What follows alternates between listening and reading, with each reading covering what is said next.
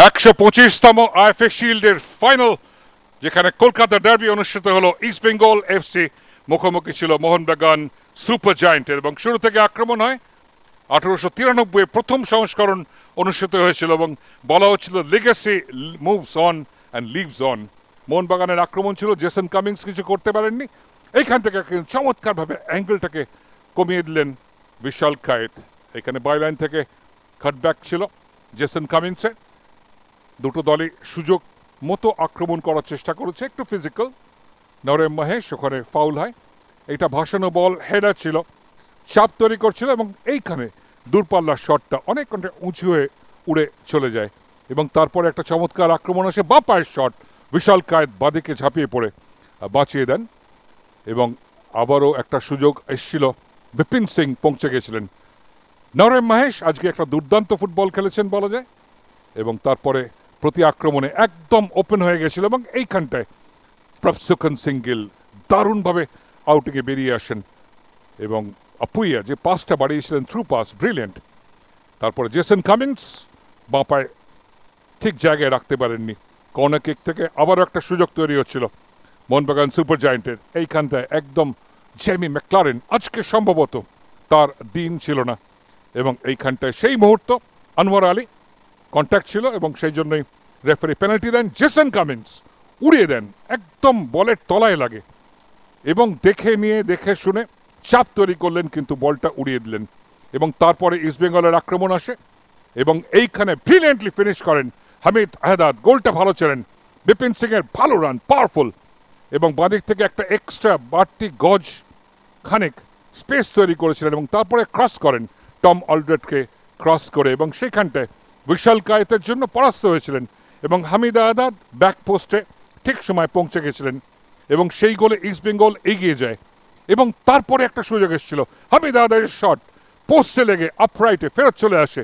এইখানটায় এই গোলটা এসে গেলে কিন্তু ম্যাচ কিছুটা ইস্টবেঙ্গলের অনুকূলে চলে আসতে পারত। গ্রেট বল ছিল নরেম মহেশ সিং এর। আজকে অসম্ভব ভালো ফুটবল খেলেছেন এবং হামিদ আহদাদ যে গোলটা চেনেন সেটা কিন্তু তিনি বারবারই বুঝিয়ে দিচ্ছিলেন। এবং তারপরে একটা সেট আপ ছিল হামিদ আহদাদের, পারেননি। মোহনবাগান তারপরে ম্যাচের মধ্যে ফেরত আসে। দ্বিতীয় এবং তৃতীয় কোয়ার্টার প্রথমার্ধের তারা কিন্তু দারুণভাবে লড়াইয়ের মধ্যে চলে আসে। তারপরে একটা ক্রস ছিল, লিস্টন কোলাসো সেট আপ করেন, আপোয়া ব্রিলিয়েন্ট একটা শট মারেন এবং সেটা ক্রসবারের তলায় লেগে গোল লাইনের ওপারে বাউন্স করে ব্যাক করে আসে। বাঁ পায়ের শট, কার্লার ছিল এবং সেটা রাইজ করছিল সাল আব্দুল সামাদ, সেখান থেকে লিস্টন কোলাসো হয়ে ব্রিলিয়েন্ট একটা সেট আপ ছিল। এবং প্রফসুকন সিঙ্গেল পজিশন দেখুন, গোল লাইন ছেড়ে তিনি কিন্তু কিছুটা বাইরে ছিলেন এবং এইখানটায় সেকেন্ড জাম্প করেও কিন্তু পৌঁছতে পারেননি। প্রথমার্ধেই দুটো গোল এবং তারপরে দ্বিতীয়ার্ধে আবারও যখন খেলা শুরু হয়, মোহনবাগান কিন্তু চাপটা বজায় রাখছিল। লড়াইয়ের মধ্যে তারা কিন্তু ক্রমশ ফেরত চলে আসে এবং সাহাল আব্দুল সামাদ দূর থেকে চেষ্টা করছিলেন প্রফসুকনের পরীক্ষা নেওয়ার জন্য, এবং এরপরে বাইলাইন থেকে লিস্টন কোলাসো এইটা ফিনিশ হওয়া উচিত ছিল এবং কোনো মতে লিস্টন দারুণ ভালো একটা রান করেন, ফাঁকা জায়গা ছিল এবং ওইখানটায় জ্যামি ম্যাকলারেন এবং জেসন কামিংস অ্যারাইভ করেছিলেন, কিন্তু আনোয়ার আলী অ্যাঙ্গেলটাকে শর্ট করেন। রশিদ ভালো বল বাড়িয়েছিলেন, অবশ্যই এটা অফসাইড হয়ে যায়। হামিদ আহদাদ জানেন যে তিনি অফসাইডে ছিলেন এবং তারপরে একটা আক্রমণ আসে বাঁদিক থেকে। ইস্টবেঙ্গল বারবার কিছুটা চাপ তৈরি করার চেষ্টা করছিল। সাল Abdul Samad great work, smart চিন্তা, এবং এইখানটায় চুংনঙ্গা তাকে ব্লক করেন।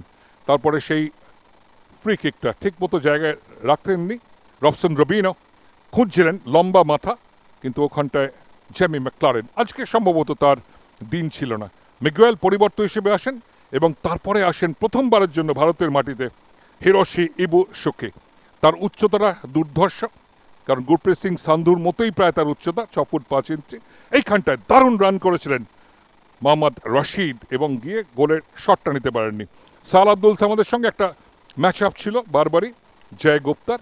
এইখানটায় ভীষণ একটা বড় ভুল হতে পারত। বিশাল কায়েত ওই ব্যাকপাসটাকে ধরার চেষ্টায় প্রায় পৌঁছে দিয়েছিলেন প্রতিপক্ষর পায়। তারপরে দূরপাল্লা একটা শট ছিল এবং সবসময় চেষ্টায় ছিল পিভি বিষ্ণু ভালো একটা সেট আপ করেন। মিগুয়েল একদম অ্যাঙ্গেলটা ভীষণ অ্যাকিউট হয়ে যায়, সূক্ষ্ম একটা কোণে পৌঁছে যান। প্রফসুকন সিঙ্গেল খুব ভালো গোল লাইন থেকে বেরিয়ে আসেন। আবারও রশিদ দূর থেকে চেষ্টা করেন, নওরেম মাহেশকে যে সেট আপ করেছিলেন তার থেকে এই শটটা নেন, একটা বাউন্স হয়েছিল। এই বাউন্সগুলো অনেক সময় বিভ্রান্ত করে। তারপরে ফিরতে একদম at the stroke of the hour শেষ মুহূর্তটায় প্রভসোকন সিং গিল ম্যাচের মধ্যে রাখেন। 90 মিনিট প্রায় হয়ে এসেছিল, এবারে দুটো অর্ধে 15-15-30 মিনিট অতিরিক্ত সময় খেলা হয়, সেখানেও কিন্তু গোলের সংখ্যা বাড়েনি।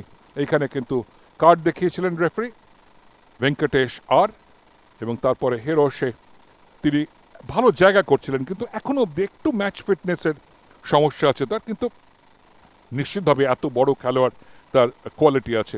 মোহনবাগান চাপটা বজায় রেখেছিল এবং এইখানটায় অবশ্যই গোল করা হয়েছিল, কিন্তু আগেও বললাম জেমি ম্যাকলারেন আজকে দিন নয়, এবং যেভাবে সেট আপ হয়েছিল রবসনের, এবং সেখানে রাকিব এবং কেভিন সিবে একদম স্যান্ডউইচ করে দেন, এবং সেই কারণে জেমি ম্যাকলারেন একটা সামান্য ট্যাপ ইন করতে পারলে কিন্তু গোল আসতে পারত।